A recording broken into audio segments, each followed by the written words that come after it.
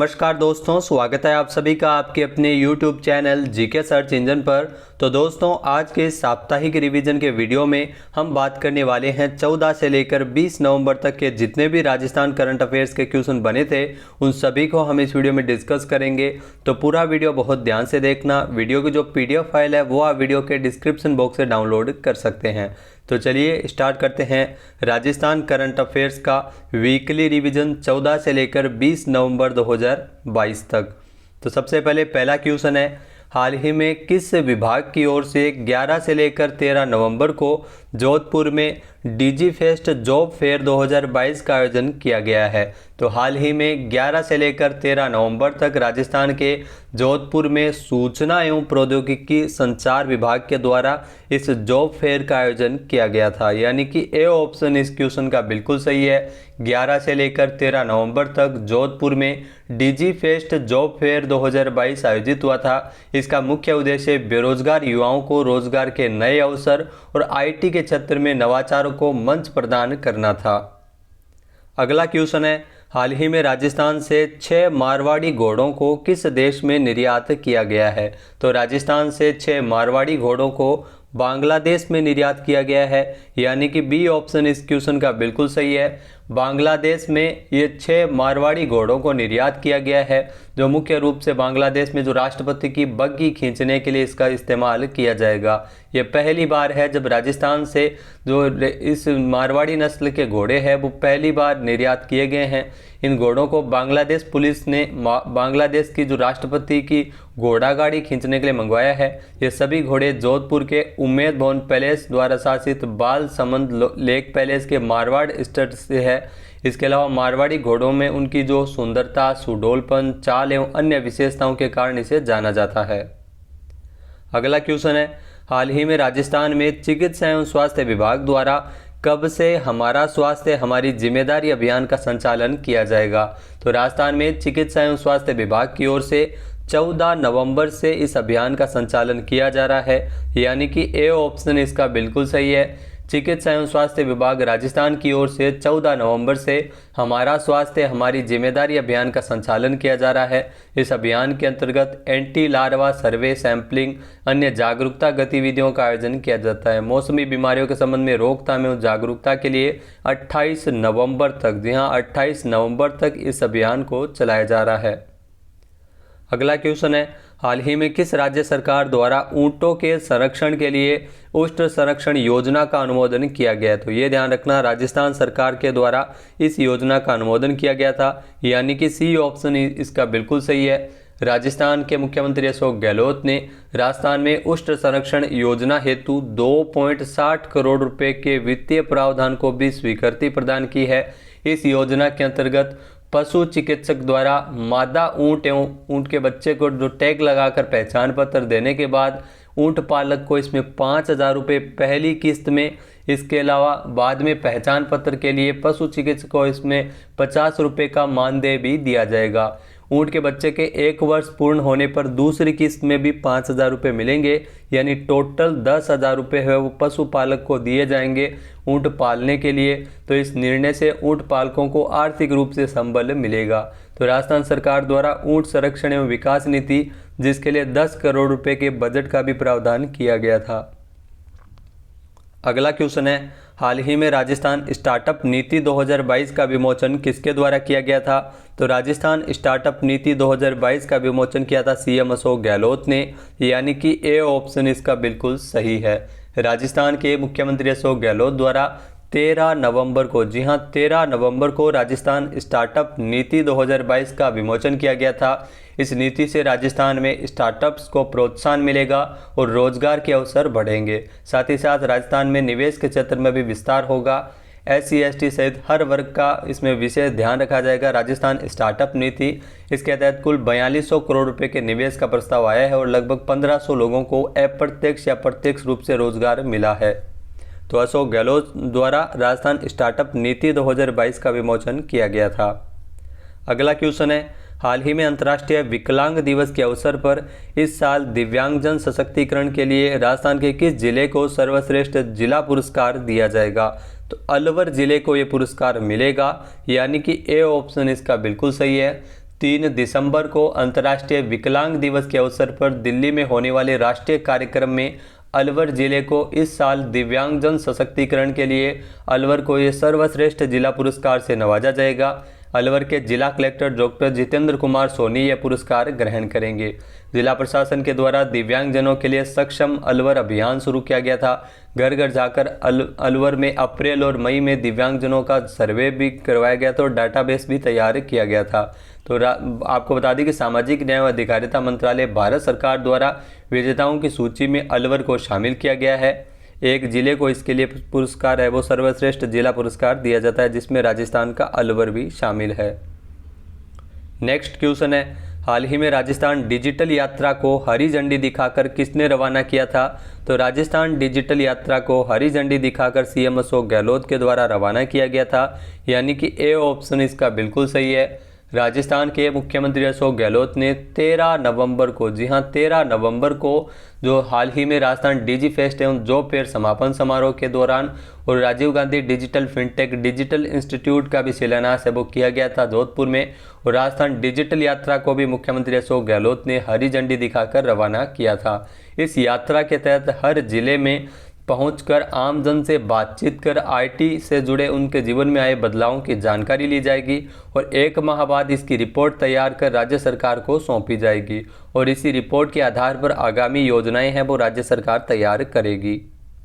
अगला क्वेश्चन है, हाल ही में राजस्थान में शुरू हुई अंबेडकर डीबीटी वाउचर योजना के अंतर्गत कितने महीनों तक शहर में पढ़ने वाले छात्रों के लिए हर महीने 2000 रुपये दिए जाएंगे?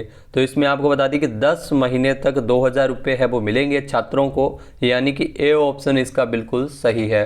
राजस्थान में अंबेडकर डीबीटी वाउचर योजना का शुभारंभ किया गया है। इस जो शैक्षणिक सत्र के लिए इसमें 2000 रुपये दिए जाएंगे छात्रों को, वो भी 10 महीने तक, जो शहर से बाहर पढ़ने के लिए। इस योजना के लिए आपको बता दें कि इस योजना में जो SC, ST, OBC, EWS और MBS के छात्र आवेदन कर सकते हैं। सामाजिक न्याय अधिकारिता मंत्री टीकाराम जूली के द्वारा 15 नवंबर को इस योजना का शुभारंभ भी किया गया था। राजस्थान के जो आरक्षित वर्ग के कॉलेज में पढ़ने वाले छात्र जो अपने घर से दूर शहरी क्षेत्रों में पढ़ रहे हैं, उन्हें आवासीय सुविधा प्रदान करने के लिए सरकार द्वारा इन वाउचर्स के माध्यम से जो अंबेडकर डीबीटी वाउचर योजना शुरू की गई है। नेक्स्ट है, हाल ही में देश में पहली बार गिद्ध को हवाई मार्ग से राजस्थान में सिनेरियस गिद्ध ओखी को कहाँ लाया गया था? तो ओखी को जोधपुर में लाया गया था, यानी कि बी ऑप्शन इसका बिल्कुल सही है। ये देश में पहली बार है जब जोधपुर में सिनेरियस गिद्ध ओखी को लाया गया है। ओखी को उनके प्रजाति के गिद्धों के समूह में छोड़ा जाएगा। अगर यह सफल रहता है तो प्रवासी पक्षियों के बारे में इसके माध्यम से और ज़्यादा जानकारी मिल सकेगी और रिसर्च में भी लाभदायक हो सकेगा। तो कन्याकुमारी जिले में साल 2017 में ओखी नामक तूफान आया था, उसी दौरान ये गिद्ध फंस गया था। इसको हाल ही में जो राजस्थान में लाया गया है और इसमें आपको बता दें कि सिनेरियस गिद्ध जो लंबी दूरी के प्रवासी और अधिक ऊंचाई पर उड़ने वाले पक्षी होते हैं। देश में पहली बार गिद्ध को हवाई मार्ग से ले जाने की अनुमति तो नागरिक उड्डयन मंत्रालय से मिली थी, तो जोधपुर में इसे लाया गया है। नेक्स्ट है, हाल ही में 13 से लेकर 27 नवंबर तक स्पेन में होने वाली यूथ वर्ल्ड बॉक्सिंग चैंपियनशिप में भारत का प्रतिनिधित्व करने वाली महक शर्मा राजस्थान के किस जिले से संबंधित है? तो महक शर्मा का संबंध है वो राजस्थान के कोटा से है, यानी कि ए ऑप्शन इस क्वेश्चन का बिल्कुल सही है। कोटा की महक शर्मा जो 13 से लेकर 27 नवंबर तक स्पेन में होने वाली यूथ वर्ल्ड बॉक्सिंग चैंपियनशिप में भारत का प्रतिनिधित्व कर रही है, तो ये स्पेन के लिए रवाना हुई है। कोटा बॉक्सिंग एसोसिएशन के महासचिव देवी सिंह के द्वारा बताया गया है कि 66 किलोग्राम, जी हाँ 66 किलोग्राम भार वर्ग में ये भारत का प्रतिनिधित्व करेगी कोटा की महक शर्मा। इसके अलावा आपको बता दें कि ये राजस्थान की इकलौती मुक्केबाज है जो इस चैंपियनशिप में भारतीय टीम के लिए शामिल की गई है। और महक शर्मा कोटा की ये चौथी इंटरनेशनल बॉक्सर भी बनी है। इससे पहले अरुंधति चौधरी, निशा और ईशा गुजर भी अंतर्राष्ट्रीय मुक्केबाजी प्रतिस्पर्धाओं में भारत का प्रतिनिधित्व कर चुकी है। नेक्स्ट है, हाल ही में राजस्थान के किस जिले में मुख्यमंत्री अशोक गहलोत ने राजस्थान क्रीड़ा संस्थान स्पोर्ट्स कॉम्प्लेक्स का शिलान्यास किया था? तो राजस्थान के मुख्यमंत्री अशोक गहलोत द्वारा जोधपुर में इस कॉम्प्लेक्स का शिलान्यास किया गया था, यानी कि बी ऑप्शन इसका बिल्कुल सही है। सीएम अशोक गहलोत ने जोधपुर में राजस्थान क्रीड़ा संस्थान स्पोर्ट्स कॉम्प्लेक्स का शिलान्यास किया था। इस संस्थान से आने वाले समय में प्रदेश के खिलाड़ी राष्ट्रीय और अंतर्राष्ट्रीय स्पर्धाओं में बेहतरीन प्रदर्शन करते हुए राजस्थान का नाम रोशन करेंगे। इस संस्थान की जो लागत है वो 56.91 करोड़ रुपए आएगी। अगला जो क्वेश्चन है, हाल ही में जयपुर में आयोजित किए गए इंडिया स्टोन मार्ट 2022 में सीडोस लाइफ टाइम अचीवमेंट अवार्ड से किसे नवाजा गया था? तो जयपुर में आयोजित किए गए इंडिया स्टोन मार्ट का 11वां संस्करण जो 10 से लेकर 13 नवंबर तक जयपुर के सीतापुरा औद्योगिक क्षेत्र के Jaipur exhibition and convention centre में आयोजित किया गया था, जिसमें अशोक गहलोत द्वारा इसका उद्घाटन किया गया था। साथ ही यहाँ पर जो कई अवार्ड भी दिए गए थे, जिसमें सीडोस लाइफ टाइम अचीवमेंट अवार्ड जो अशोक पाटनी, अरुण कुमार अग्रवाल और आर वीरमणि को दिया गया था, यानी कि डी ऑप्शन इसका बिल्कुल सही है। उपरोक्त सभी इन तीनों को ही सीडोस लाइफ टाइम अचीवमेंट अवार्ड से नवाजा गया था। इसके अलावा आपको बता दें कि इस दौरान जो इंडिया स्टोन मार्ट 2022 का 11वां संस्करण है जिसका आयोजन किया गया था, जिसमें विभिन्न सत्रों के साथ देश विदेश से आए बायर्स ने घरेलू उद्यमी B2B मीटिंग भी इसमें आयोजित की गई थी। नेक्स्ट है, हाल ही में आज़ादी के अमृत महोत्सव के तहत भारत सरकार के संस्कृति मंत्रालय द्वारा विवेकानंद संदेश यात्रा का आयोजन राजस्थान में कब से किया जाएगा? तो विवेकानंद संदेश यात्रा जो 19 नवंबर से शुरू हुई है, यानी कि ए ऑप्शन इसका बिल्कुल सही है। आज़ादी के अमृत महोत्सव के तहत ही भारत सरकार के संस्कृति मंत्रालय द्वारा विवेकानंद संदेश यात्रा, जिसका आयोजन प्रदेश में 19 नवंबर से किया जा रहा है, और इसका जो शुभारंभ है इस यात्रा को हरी झंडी दिखाकर जो उपराष्ट्रपति जगदीप धनखड़ और केंद्रीय मंत्री अर्जुन राम मेघवाल द्वारा किया गया था। यह यात्रा जोधपुर के खेतड़ी रामकृष्ण मिशन जो विवेकानंद स्मृति परिसर से निकाली गई है। नेक्स्ट है, हाल ही में राजस्थान संगीत नाटक अकादमी अवार्ड से किसे नवाजा जाएगा? तो राजस्थान के लोक कलाकार मामे खान, जिनको राजस्थान संगीत नाटक अकादमी अवार्ड से नवाजा जाएगा, यानी कि ए ऑप्शन इसका बिल्कुल सही है। आपको बता दें कि राजस्थान के जो जैसलमेर के छोटे से गांव मांगणियार में जन्मे विश्व प्रसिद्ध लोक कलाकार मामे खान, जिनको राजस्थान संगीत नाटक अकादमी अवार्ड से नवाजा जाएगा। राजस्थान संगीत नाटक अकादमी के द्वारा जो लोक कलाकारों को अवार्ड दिए जाने की घोषणा की है, जिसमें मामे खान को 51,000 रुपये और ताम्र पत्र देकर इनको सम्मानित भी किया जाएगा मामे खान। इसके अलावा आपको बता दें कि जो 75वें कांस फिल्म फेस्टिवल का आपने ज़रूर सुना होगा, जिसमें रेड कारपेट पर चलने का ये गौरव हासिल किए थे, और ये देश के लिए पहला मौका था जब कोई लोक गायक इस फिल्म फेस्टिवल में रेड कारपेट पर चला था। तो अकादमी का जो सर्वोच्च फेलोशिप सम्मान है वो प्रसिद्ध अभिनेत्री और गायिका इला अरुण को मिलेगा, जो मुंबई से है। इला अरुण जो अकादमी का जो सर्वोच्च फेलोशिप सम्मान है वो इनको दिया जाएगा। नेक्स्ट है, हाल ही में जयपुर इंटरनेशनल फिल्म फेस्टिवल के 15वें संस्करण में कितनी भारतीय भाषाई फिल्मों का चयन किया गया था? तो जयपुर इंटरनेशनल फिल्म फेस्टिवल का 15वां संस्करण जो 6 से लेकर 10 जनवरी 2023 तक, जी हाँ 2023 तक इसका आयोजन किया जाएगा जयपुर में, जयपुर इंटरनेशनल फिल्म फेस्टिवल। इसके 15वें संस्करण के लिए 12 भारतीय भाषाई फिल्मों का चयन किया गया था, यानी कि सी ऑप्शन इसका बिल्कुल सही है। इसमें 12 अवार्ड दिए जाएंगे। इस फेस्टिवल से जो पहले भारतीय सिनेमा को एक सूत्र में पिरोने के लिए टॉर्च कैंपेन का भी आयोजन किया जाएगा। तो Jaipur international film festival GIF का 15वां संस्करण, जिसका आयोजन 6 से लेकर 10 जनवरी 2023 तक जयपुर में होगा, और इस फेस्टिवल के फाउंडर है और डायरेक्टर है हनु रोज। नेक्स्ट है, हाल ही में राजस्थान में किस जिले के ओम प्रकाश मिठारवाल को वर्ष 2022 के लिए अर्जुन अवार्ड से नवाजा जाएगा? तो ओम प्रकाश मिठारवाल, इनका संबंध है वो राजस्थान के सीकर से है, जिनको अर्जुन अवार्ड मिला है, यानी कि ए ऑप्शन इसका बिल्कुल सही है। केंद्रीय खेल एवं युवा मामलों के मंत्रालय के द्वारा 14 नवंबर को राष्ट्रीय खेल पुरस्कारों का ऐलान किया था, जिसमें 25 खिलाड़ियों को अर्जुन अवार्ड दिया जाएगा, और यह पुरस्कार 30 नवंबर को राष्ट्रपति द्रौपदी मुर्मू प्रदान करेगी। इसके अलावा अर्जुन पुरस्कार पाने वालों में राजस्थान के सीकर के सिहोड़ी ढाणी नीमड़ी के ओम प्रकाश मिठारवाल भी शामिल है। ओम प्रकाश राजस्थान के इकलौते निशानेबाज है जो राष्ट्रमंडल खेलों में 2 पदक जीत चुके हैं। इंटरनेशनल लेवल पर ये 3 स्वर्ण पदक, 1 रजत पदक और 2 कांस्य पदक जीतकर साल 2015 से 22 तक ये 9 स्वर्ण पदक जीते हैं, और 2 रजत पदक जीते हैं, और 1 कांस्य पदक भी ओम प्रकाश मिठारवाल ने जीता है। नेक्स्ट है, हाल ही में लोक कलाओं के संरक्षण के लिए राजस्थान लोक कला उत्सव का आयोजन किए जाने की घोषणा किसने की है? तो लोक कलाओं के संरक्षण के लिए राजस्थान लोक कला उत्सव के आयोजन की घोषणा सीएम अशोक गहलोत द्वारा की गई थी, यानी कि ए ऑप्शन इसका बिल्कुल सही हो जाएगा। राजस्थान में मुख्यमंत्री अशोक गहलोत के द्वारा पर्यटन विभाग की समीक्षा बैठक के दौरान ये निर्णय लिया गया था, जिसमें राजस्थान के विभिन्न क्षेत्रों की विशिष्ट लोक कलाओं और संस्कृति के संरक्षण के लिए जल्द ही राजस्थान सरकार राजस्थान लोक कला उत्सव का आयोजन करने जा रही है। इसे पंचायत स्तर से लेकर राज्य स्तर पर आयोजित किया जाएगा। इसका मुख्य उद्देश्य लोक कलाओं का उत्थान और संरक्षण करना है।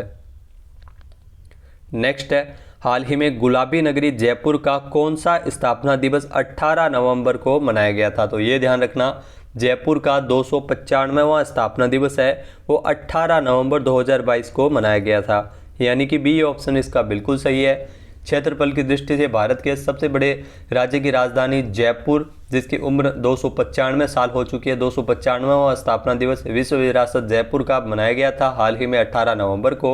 जयपुर की स्थापना 18 नवंबर 1727, जी हाँ 1727 ईस्वी में कछवाहा वंश के जो शासक महाराजा स्वाई जय सिंह द्वितीय के द्वारा की गई थी। इसमें जो बंगाल के वास्तुकार विद्याधर भट्टाचार्य जो इसके वास्तुकार थे, और देश में पहली बार जो किसी शहर का निर्माण वास्तुशास्त्र के अनुसार ही किया गया था।